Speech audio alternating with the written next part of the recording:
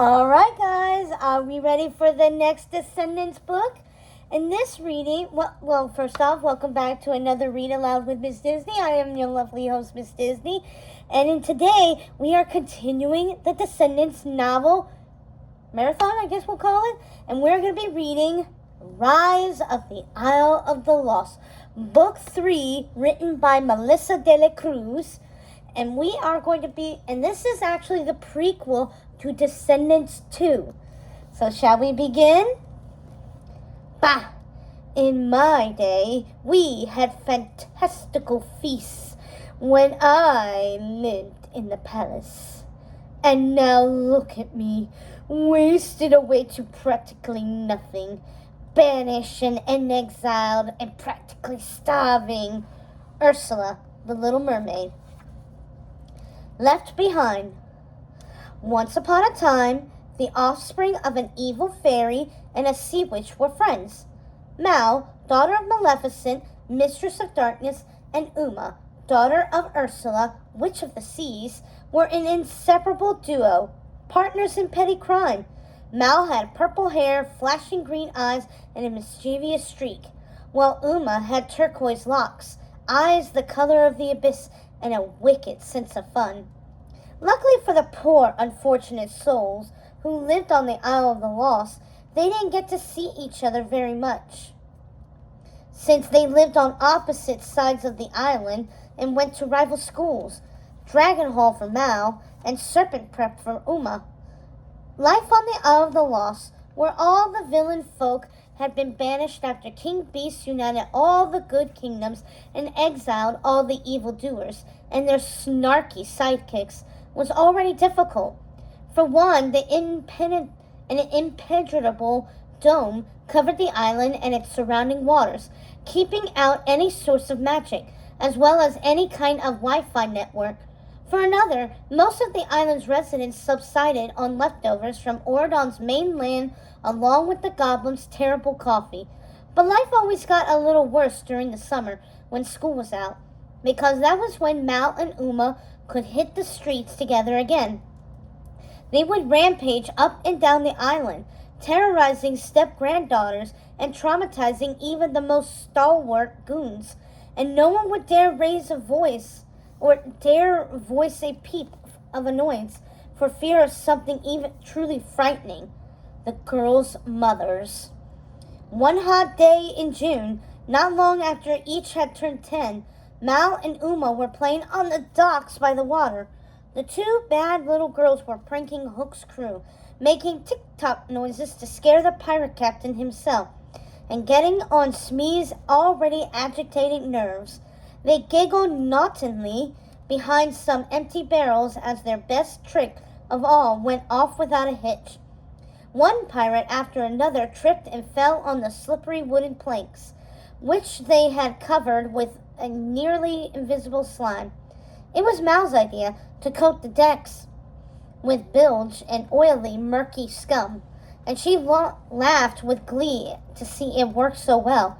"Here comes Cruella de Vil," said Mal, spotting a telltale black and white buffet rising from the crowd of pirates. "Let's get her." Cruella was a nemesis of theirs. As one of the only citizens of the Isle who wasn't afraid of Maleficent or Ursula, the Dalmatian-obsessed lady never hesitated to pinch their ears when they tried to make her their victim. They were determined to get her back one of these days, but they'd have to be crafty. They watched her sauntering down the docks with a ratty spot of fur on her shoulder, glaring at everyone she met. "What's she doing down here anyway?" whispered Uma. "Goblin barges arriving soon, and she likes to have first dibs," explained Mal, holding her breath as Cruella sashayed closer and closer to where they were hiding. "She's always hoping someone's thrown away an old fur coat." The girls looked at each other, eyes sparkling with mischief. Mal raced to her to pour another batch of the disgusting concoction in Cruella's path, but the giant bucket was too heavy for her. "Hurry," said Uma, running to grab the bucket's other handle. "I've got it," said Mal. "Let me," said Uma. "You did Gaston." Mal chuckled darkly at the memory of the big man going bottoms up on the dock and finally crashing over the railing with a loud roar and splash. His sons slack-jawed at the sight. Uma pulled the bucket to her side. "Stop it! Let go!" Mal demanded. "You let go! You're splashing it on me!" whined Uma. They each yanked on the bucket. As Uma wrenched it away, Mal lost her grip on the handle, overturning the pail and its contents, and she tripped and fell upon their own slippery puddle.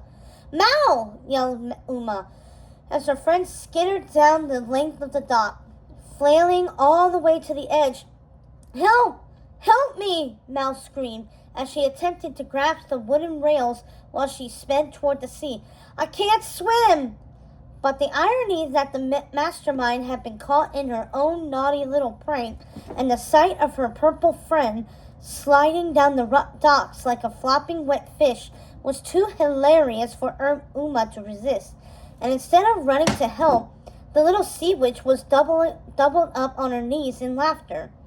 Mal spun down past the gaggle of pirates, past the confused Cruella de Vil, and disappeared overboard. That shook Uma from her laughing fit. "Mal!" she called, rushing to the railing's edge. "Mal, where are you? Are you okay?" Uma craned her neck, searching the churning waters for a sign of her friend. Her heart stopped, for she couldn't catch sight of Mal's purple head anywhere in the waves. And while Maleficent might find it amusing that her daughter had landed in the drink, she would not take too kindly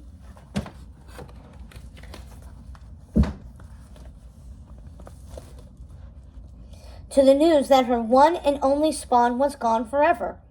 "Mal, where are you?" Uma cried, a little desperately now. Uma felt a tap on her shoulder and looked up to see Mal standing there, totally dry. "You didn't fall!" she cried in relief. "I caught a wooden rung right before I fell," said Mal sweetly. "You're all right." "Yes, I'm okay," said Mal with a sugary smile that suddenly turned evil. "But you're not," she yelled. And before Uma could blink, Mal reached behind her back and dumped a huge bucket of smelly and disgusting baby shrimps all over Uma's head. Turned out Mal had scampered back up on the docks just in time to see the goblins unloading the latest catch from the barge. Furious at her friend for laughing at her bad luck, Mal decided to create a little bad luck herself. Uma screamed and screamed and screamed. Sadly, the smell never quite left Uma's hair, no matter how many times she washed it. Much worse, Mal's nickname for her caught on, and from that fateful day forward, everyone called Uma Shrimpy behind her back. Except for Mal, of course, who called Uma Shrimpy to her face. From the sandbox to the doom ball courts, the animosity between the two girls festered and bubbled over the years, especially during rival super sinister 13 birthday parties, which they scheduled on the same night. Somehow, Mal always ended up on top. But Uma knew that the day would come when she would beat Mal at her own game. One day. 3 years later, that day had not come yet. Especially not after the shiny black limousine drove up to the Isle of the Lost. Uma had never seen a car like that. The only means of transportation on the island were rickshaws pulled by goblins, old skateboards, and rusty bikes. It was clear limousines were more than just cars. They were moving cocoons of luxury, decked out in buttery leather seats and filled to the brim with sugary drinks and snacks. So what was it doing here of all places on this forgotten island of villains?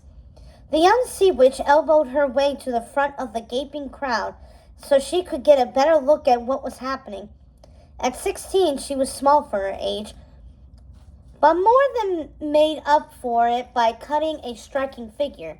She wore her turquoise hair in a river of long braids that fell down her back and was partial to patchwork leather dresses and low boots decorated with fishing nets and seashells. Truly, Uma was one of the head turners on the island. Not that she cared. Uma had bigger fish to fry, literally, since she worked at her mom's fish and chip shop. The assembled group of louts, toughs, and goons, otherwise known as the population of the island, were oohing and awing at the sight of the marvelous automobile. No one had any idea why it was there, or what it meant. But before a riot broke out among the villainous ranks, the door to Maleficent's castle opened, and Evie, Carlos, and Jay walked out carrying luggage, followed by their parents. "Bring home the gold," yelled Jafar. "Bring home a puppy," urged Cruella de Vil. "Bring home a prince," Evil Queen cried. Uma nudged the fellow on the left. "What's going on?" she asked. "Are they leaving?" The henchman nodded, barely concealed envy on his face. "Rumor has it they're going to Auradon." "Auradon? Why?" said Uma, appalled and intrigued at the same time. "To go to school. Some kind of new proclamation or something. They've been chosen to attend Auradon Prep." Carlos, Jay, and Evie trooped into the car. "Is anyone else going?" Uma asked, just as a fourth villain kid burst through the castle doors, and an annoyed-looking Mal handed her backpack to the driver. Of course Mal had to be chosen too. Uma watched as Mal looked up to the balcony where Maleficent raised her staff in goodbye, her green eyes blazing. After a moment, Mal's purple head disappeared into the limousine as well. Somehow, instead of feeling glee at the sight of the four villain kids' depressed and resentful faces, Uma only felt a spark of envy. Why wasn't she chosen to leave the Isle of the Lost and live in Auradon? Was she not wicked enough? Not special enough? Why was she left behind like a common goblin? And why was Mal chosen instead? Uma had to find a way out of the Isle of the Lost. If Mal and her crew were living in Auradon, then that was the place to be. The place where Uma needed to be. Not here, working day in and day out at Ursula's fish and chip shop, slinging fish cakes and lost soul casseroles to the rabble. Uma was special. She was the sea witch's daughter, a force to be reckoned with. She couldn't stay here, lost and unloved and unappreciated. There was nothing she could do, however. The weeks went by and the dome was impenetrable. There was no way out of the Isle of the Lost, no matter how much she wanted to leave. There was simply no escape. Until one day, a few months later, one ordinary day like every other, but unlike everyone that came before it, when something different happened.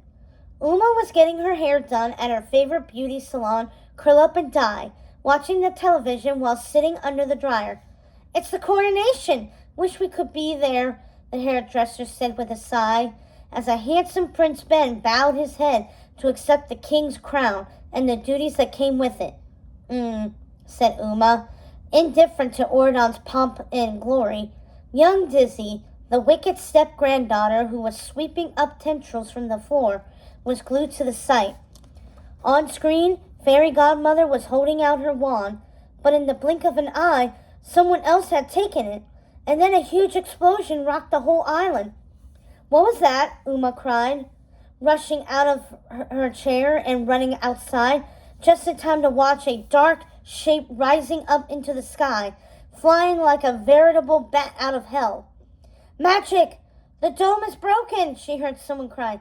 "Maleficent is gone!" Like the rest of the island's residents, Uma saw her chance. It was time to go. Time to leave the Isle of the Lost forever. But without a bridge, there was only one way to get to the mainland, so the island's residents were scrambling to the shoreline. Uma followed the crowd, rushing down to the docks to find a ship, a boat, a way out. And just as she had clambered on the last goblin rowboat and made it a few miles away from the shore, the dome closed again. They ran smacked into the invisible wall. "What? Hell!" Uma pressed her nose against the unseen barrier and tried not to scream. She was still stuck on this witch-forsaken rock. Later that day, she watched with a weary annoyance as Mal and her friends celebrated their victory, dancing around some castle while fireworks went off in the distance. Mal and her crew. Crew? That's it! That was how she was going to get off this island. As much as she didn't want to admit it, she couldn't do it alone. What was that saying? No man is in an island? Well, no one should live on an island either. At least not unless they had a choice in the matter. In any case, Uma vowed then and there to put together a real crew of her own. Friends don't let friends stay on the Isle of the Lost.